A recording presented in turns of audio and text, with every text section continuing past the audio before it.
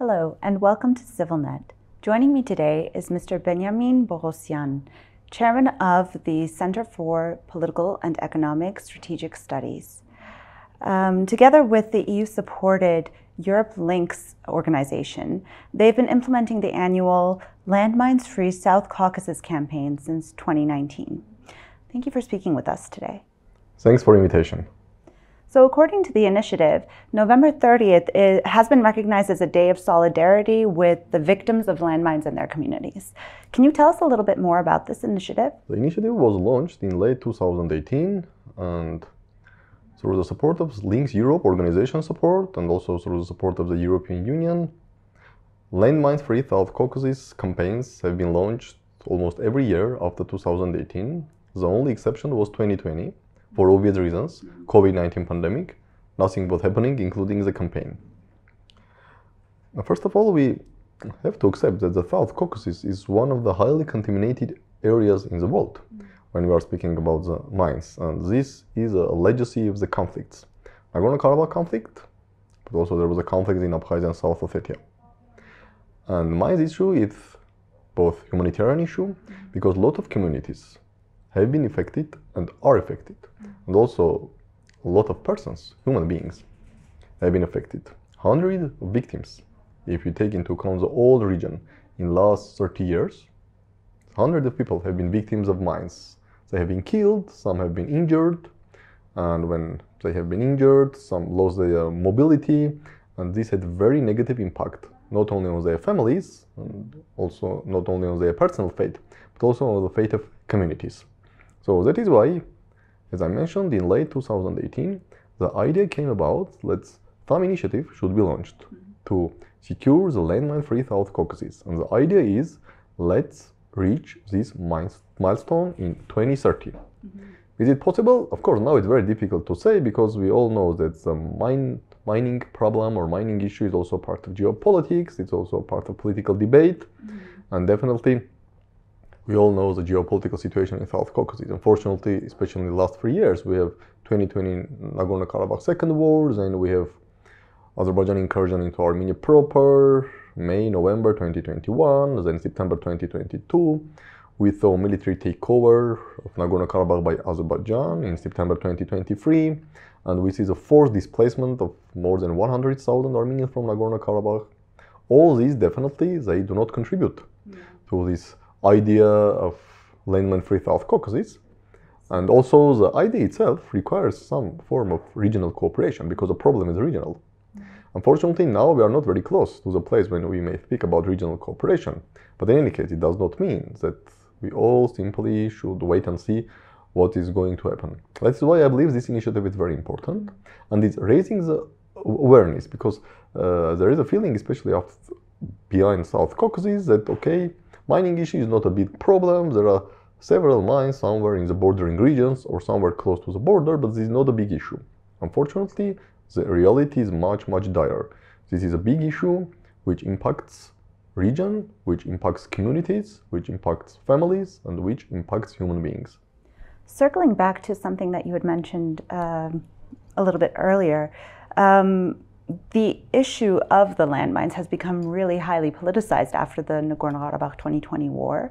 And it seems like these issues kind of resurfaced again after the military takeover in September 2023. Azerbaijan has been accusing Armenia of not providing precise landmine maps. And there have even been claims that Armenia used the Lachin corridor for transporting mines to Nagorno-Karabakh after the war. What are your thoughts about these kinds of developments that are happening? Definitely, politicizing the landmines issues is not useful. It's not useful for anyone. The policy by Azerbaijan and all these accusations, both before 2020 war, but especially after 2020 war, and also the use of this mines issue as a pretext or justification to launch its recent attack against Nagorno-Karabakh. Let's not forget that operation was launched on September 19 and allegedly, and I'm using the term allegedly because there were some mine explosions in the morning of September 19. Of course, anybody who has basic understanding on military affairs knows that you cannot launch quite big military operation within 2 or 3 hours just because something happened in somewhere. Of course, this was a well-prepared operation, but again, even for launching this latest offensive against Nagorno-Karabakh, Azerbaijan used this mine issue or landmine issue as a pretext or as a justification. Definitely this not contribute to the cause of solving the issue, because as I mentioned, for solving this issue we need regional cooperation. But if we hear non-stop accusations of Azerbaijan regarding the transportation of mines via the Lachin corridor, which again was used as a pretext to start the blockade. Let's not forget that the blockade started by the so-called eco-activists as a way to protect or fight against ecological terror, but then it was transformed that, okay, we should not allow Armenia to transfer mines. So both blockade of Nagorno-Karabakh and also the military takeover of Nagorno-Karabakh and forced displacement of all Armenians, the landmine issue was used by Azerbaijan as a pretext. And definitely this is not contributing to the idea that, first of all, we should concentrate our efforts on humanitarian issues, because first of all, this is about people. This is not about geopolitics. Of course, this is about geopolitics, but first of all, this should not be, geopolitics is not the core or should not be the core, because otherwise this problem will never end. And ordinary people who has nothing to do with geopolitics, they will continue to suffer, because no state leader most probably is going to ever be affected or impacted by landmines, and also no officials, even not an expert community, who are speaking, who are publishing articles, arguing this for that, this is wrong, this is right. But the fact is that ordinary people, especially in rural regions, who are already affected because there is a less of development, there is a poverty, etc., they are the main targets of this issue. So definitely politicization of landmine issues and using this for justification of any geopolitical move, could it be a blockade or could it be a military offensive against Nagorno-Karabakh, or in any geopolitical interest, is not a right way to solve this issue. Because again, the cornerstone, if you want to solve this issue, you need international involvement, but also we need regional cooperation. And if this issue is being politicized and being used for justification of wrong steps, definitely this negatively impact any possibility, future possibilities for any regional cooperation. Right.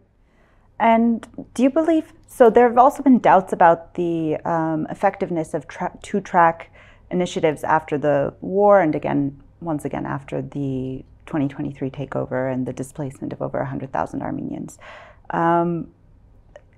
Do you believe that confidence-building measures are needed in the current situation, and can the landmine issue be a suitable starting point for such initiatives?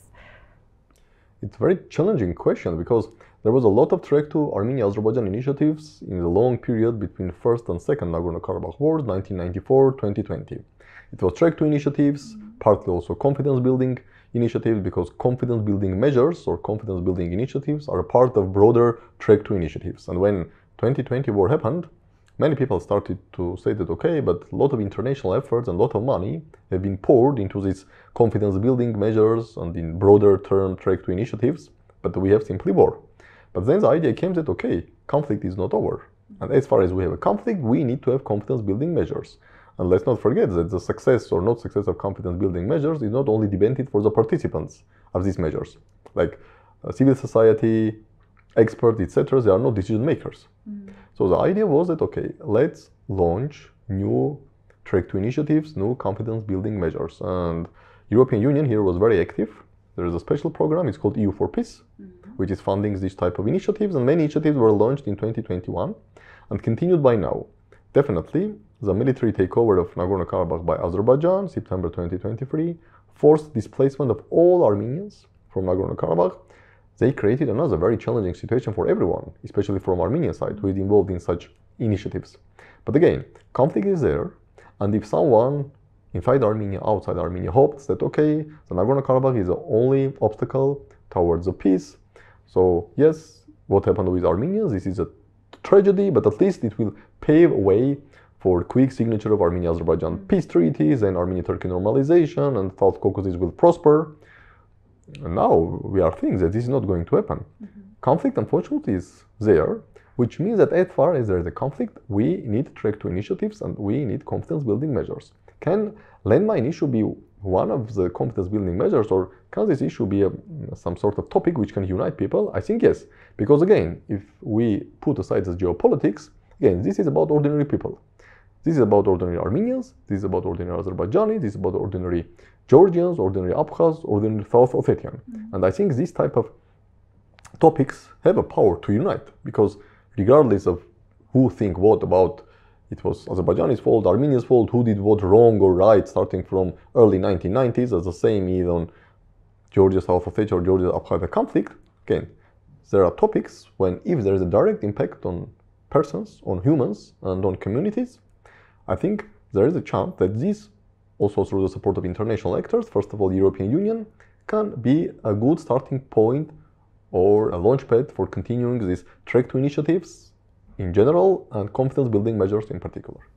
And what role do you see the international community having in these kinds of demining efforts, post-conflict recovery, and all of that? I know that you said it was a regional issue, but how does the international community, what role can they play? International community have a strong role to play here.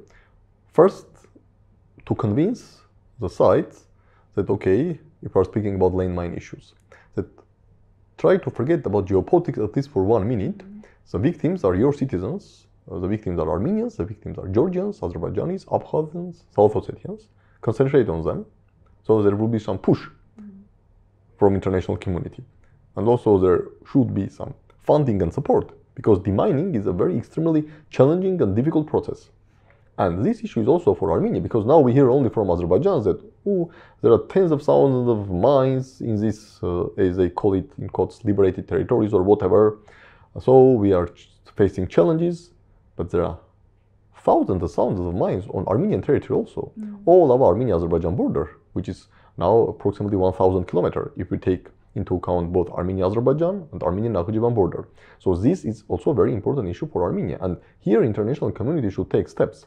When we are speaking about landmines free South Caucasus by 2030, if it will be only by domestic or local resources of Armenia, Azerbaijan, and Georgia, I'm afraid this process will end not in 2030, but maybe in 2130.